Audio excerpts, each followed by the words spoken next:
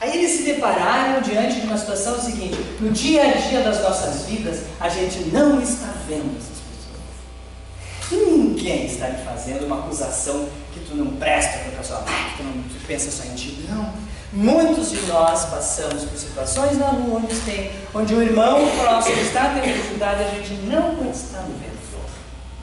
E responde que tem intenção, mas não faz. Então isso aqui foi muito interessante para mostrar que muitas vezes a gente está apenas na esfera das intenções de dar o passo. Um segundo estudo foi feito há pouco tempo numa cidade na República Tcheca. Você deve ter visto isso, já saiu em vários vídeos. Pegaram uma criança de 6 anos e expuseram essa criança, era uma atriz, a um público em 2 ambientes diferentes, com indumentárias diferentes. Essa criança, primeiramente, foi num ambiente chique, tá? Num restaurante, num ambiente chique. Ela estava muito bem vestida. Não, primeiro, ela estava muito bem vestida. Pegaram a criança de 6 anos, ela estava numa praça, num ambiente solto na cidade, muito bonitinha, vestidinha. Todas as pessoas que viram aquela criança tentaram socorrê-la. Ninguém deixou de socorrer a menina lindamente vestida, com uma carinha triste e ar abandonada, numa praça da cidade. Todas quiseram saber se ela estava perdida e se precisava de ajuda. Esse mesmo teste foi feito agora com esta mesma criança, num ambiente ali próximo, só que daí ela não estava em condições de estar bem vestida e cheirosa. A criança então estava maltrapilha, colocada no mesmo lugar, não mereceu nem o olhar de algum passante. Porque a pobreza pode ser flagrada com um rabo de olho, então é melhor tratá-la com diz o médico. Vocês devem ler toda semana no jornal Zero Hora, o João Horácio de Porto Alegre, o Dr. José Jesus Camargo, que escreve muito bem, fala muito bem da humanização. Então, nesse estudo, aquela criança maltrapilha não mereceu nenhum olhar de consideração de ajuda dele, mas a outra sim. Esse teste foi repetido, agora num restaurante. Pegaram aquela criança, fizeram a mesma experiência, só que foi repetida num restaurante dessa mesma cidade. A versão produzida da criança, que caminhava no meio das mesas, passava no meio daquelas pessoas finas desse restaurante fino, essa criança era festejada, que amor, cadê a mamãe, cadê o papai, Mas a versão da criança pobrezinha, mal cheirosa, agora confinada, provocou 2 reações imediatas. Por onde ela passava, as bolsas que descansavam distraídas nas cadeiras foram prontamente recolhidas e ela foi expulsa do restaurante. Então, esses são os retratos do ser humano, aqueles que fazem algo, não discriminam, e muitos de nós que estamos numa fase ainda dessa evolução moral muito atrasada, gente. Segundo Zé Camargo, afinal, pobre com fome embrulha o estômago saciado. Então são situações que a gente está passando no dia a dia, que vão em algum momento nos perguntar se a gente está no nosso dia a dia, ou conhece pessoas que permeiam a nossa existência, que podem ser nossos grandes amigos, que ou estão partilhando e construindo pontes de solidariedade, gente, pontes de solidariedade.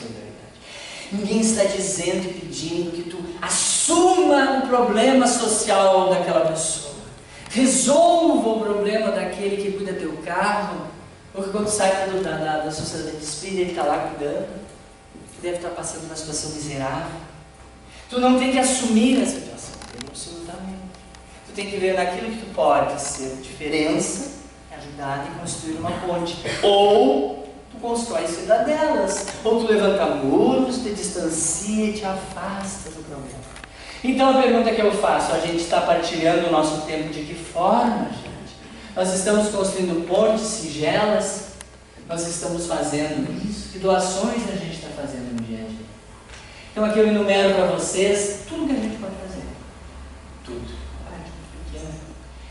Nós precisamos sim construir essas pontes de solidariedade com esse irmão no caminho que quando tangencia a nossa vida, acho essa expressão tão iluminada, tangencia. O que é tangenciar? É aquele que passa talvez sem ser visto. É aquele que está no mesmo ambiente que a gente está, mas ele é diferente, ele é desprovido, ele tem problemas.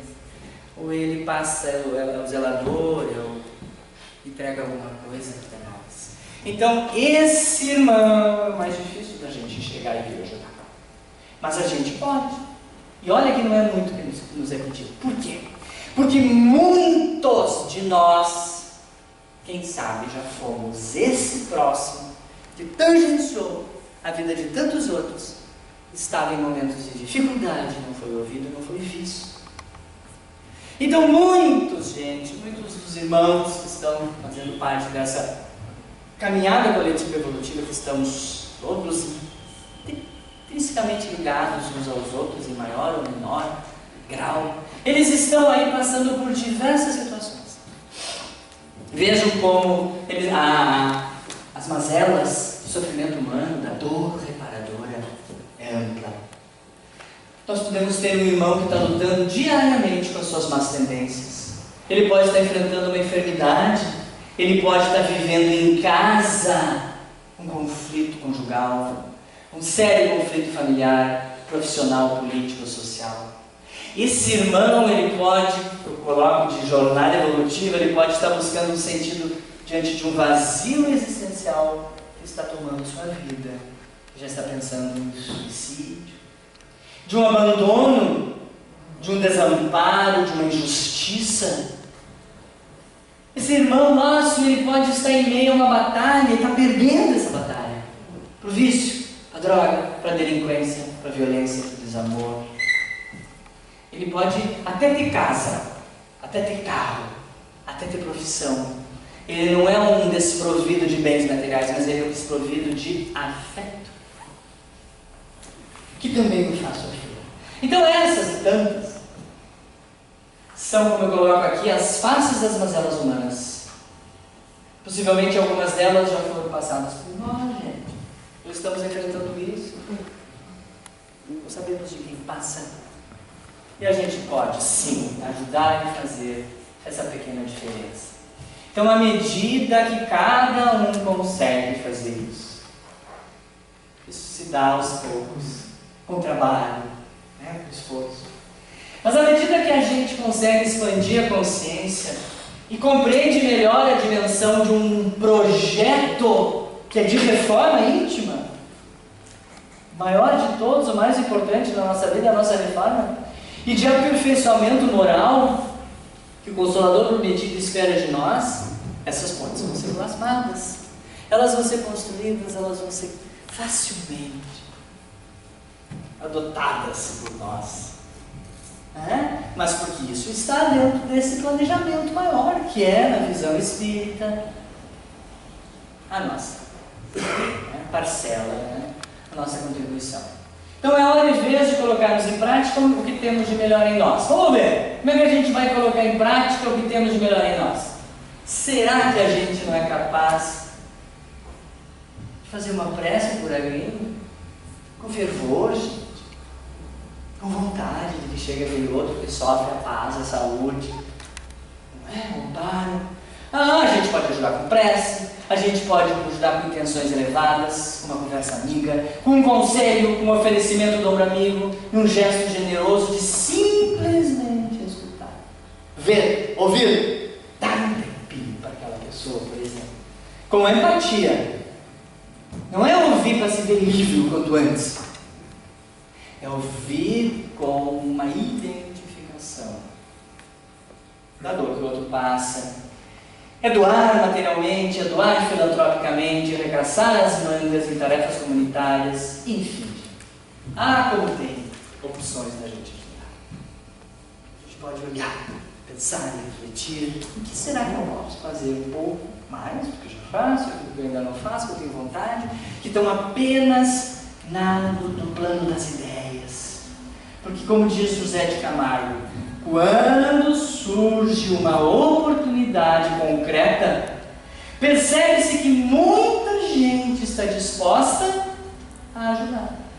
E só não faz por falta de iniciativa, por falta de motivação, por receio, por autoestima, por não sentir digno, capaz. A bondade, como diz aqui, é a bondade à espera de uma chance. É a generosidade esperando uma chance. É a solidariedade esperando uma chance que a gente pode dar. E está ao nosso alcance.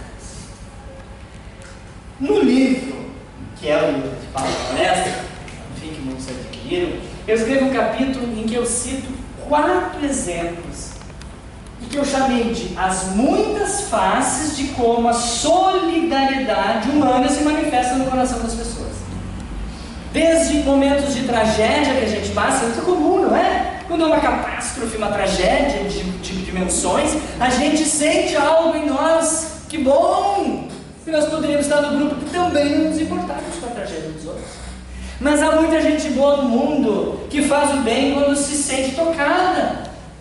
Então eu citei 4 situações, e agora nessa palestra eu botei a 5ª, que vai para a próxima edição desse livro, quando sair, que são os pequenos anjos da Tailândia, que aconteceu recentemente há pouco, vocês acompanharam lá na Tailândia, aquelas crianças ficaram presas. Então eu citei alguns exemplos daquela tragédia do terremoto do Haiti, quem lembra, que aconteceu em 2010, que foi, segundo informações, junto com mais um que outro, o maior desencarne coletivo que pode existir. Morreu quase 300 mil pessoas ao cabo de alguns dias. Tanto quanto foi na tragédia do tsunami que aconteceu no Oceano Índico, pouco antes, em 2006, que desencarnaram quase em horas, quase 300 mil pessoas. Então, mas nessa tragédia do Haiti teve uma peculiaridade que me chamou a atenção. Eu li numa reportagem que dizia assim, ó, mães francesas, famílias francesas lotaram 2 aviões a partir de Paris para o Haiti para adotar filhos de haitianos. Olha que lindo, gente. Pessoas lá, falando a mesma língua, que morreu muito pai e mãe e deixaram crianças órfãos nesse país miserável. E foram lá, e aí isso motivou mães mexicanas, americanas, famílias a adotarem crianças haitianas para darem a ela um pouco, né, de quantidade, de dignidade, amor nessa vida. Partiu um sentimento menos elevadíssimo do ser humano. Então muitas vezes a gente é capaz de manifestar solidariedade para o paixão em algum desses momentos de tragédia. Eu falei dessa escola municipal de Teresina, é muito rápido, simplesmente o que era? Eu vi uma vez um Fantástico, tinha uma escolinha municipal na cidade de Teresina, aqui, lá no Nordeste. Uma cidadezinha simples. Uma criança surda-muda entrou na escola. Aí não aprendia, óbvio, né? Acompanhava. O que essa professora fez? Ela foi ensinar essa criança a língua de Libras, para que ela se comunicasse com a criança. Mas os aluninhos, as outras crianças, assim, mas professora, sua senhora vai poder dialogar com esse menino, com esse menino. Aí o que fizeram? As crianças aprenderam a língua de Libras. Que não é muito difícil. Aí começaram a interagir com esse surdo.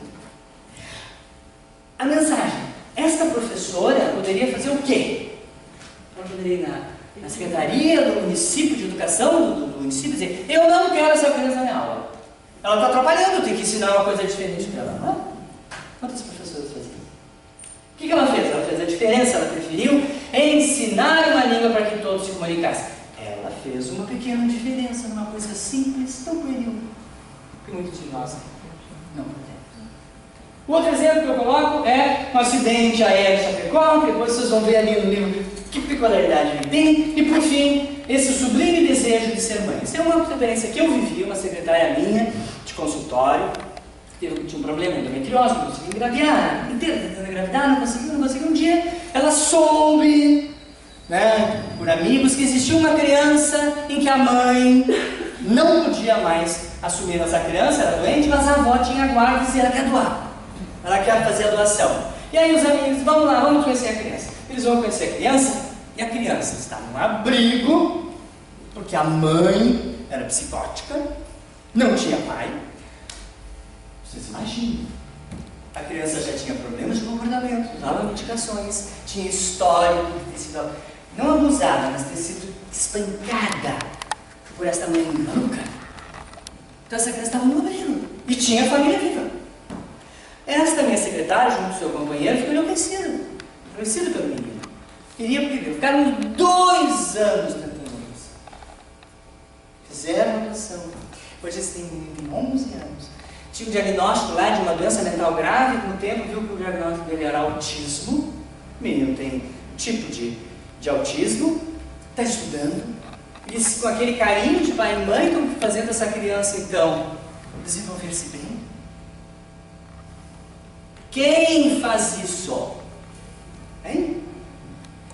Primeiro é difícil adotar. E escolher uma criança que já traz consigo sérios problemas kármicos, repercutidos na sua condição mental, e mesmo assim essa pessoa vai e adota e ama essa criança. Talvez isso não é uma manifestação sublime do que a gente tem de melhor em nós. Então essas coisas mostram para a gente, como diz ali, toda vez que esses chamados são ouvidos, o universo se envolve em vibrações das mais elevadas. Com isso nos tornamos os maiores beneficiários do bem que fazemos aos outros. O último capítulo desse livro é exatamente isso. Somos os maiores beneficiários do bem que a gente faz.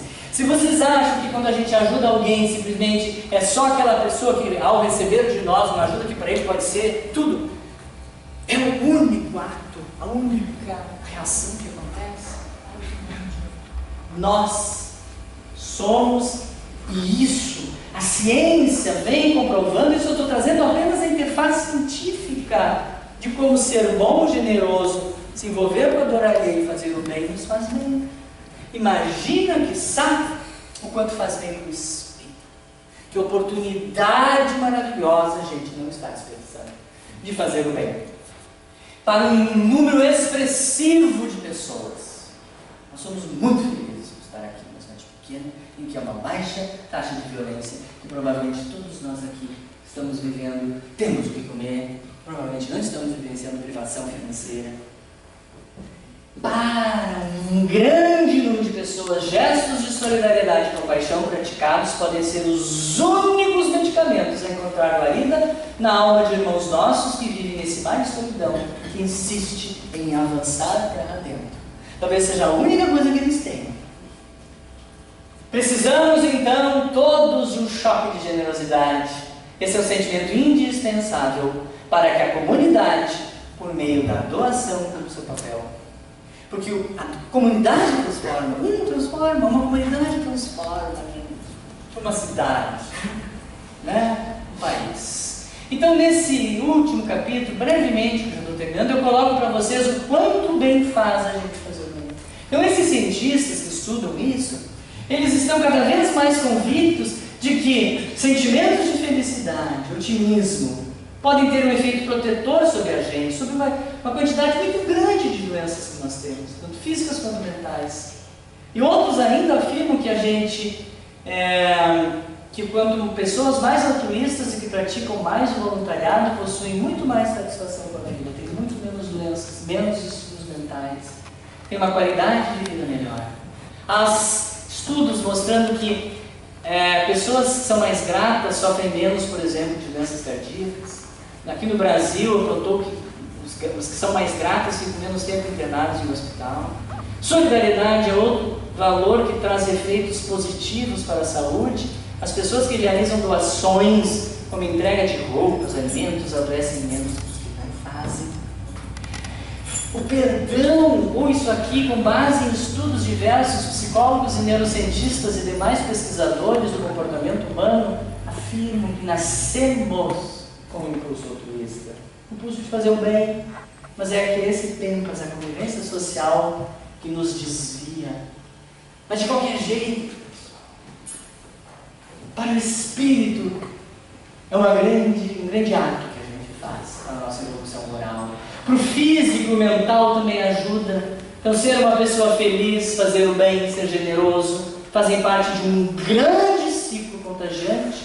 E esse ciclo reverbera fortemente, mais do que a gente imagina. Ele contagia, ele se expande e atinge os outros e nos fortalece mais ainda.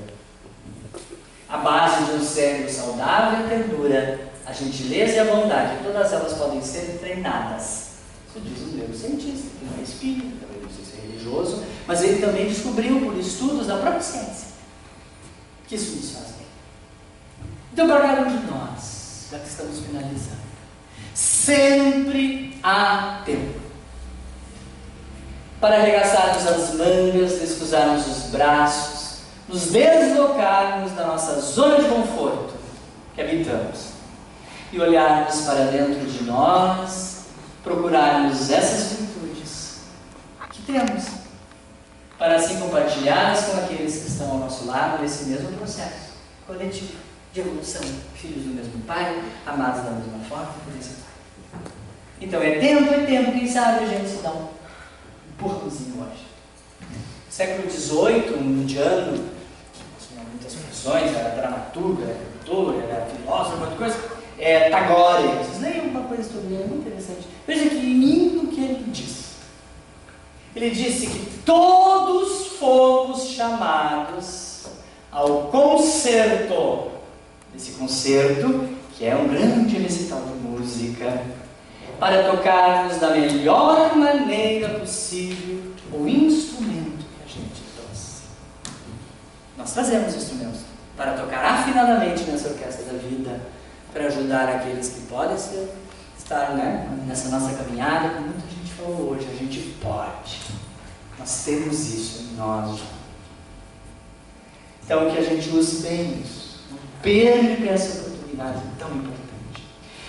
Então agora eu vou finalizar com uma música, 2 mensagens, 3 mensagens, e nós vamos então nos deixar envolver pela parte final do nosso encontro, refletir nessas mensagens tão profundas que Leon Denis nos coloca, e resume então, sem dúvida alguma, a nossa existência. Só vamos ver tudo aqui.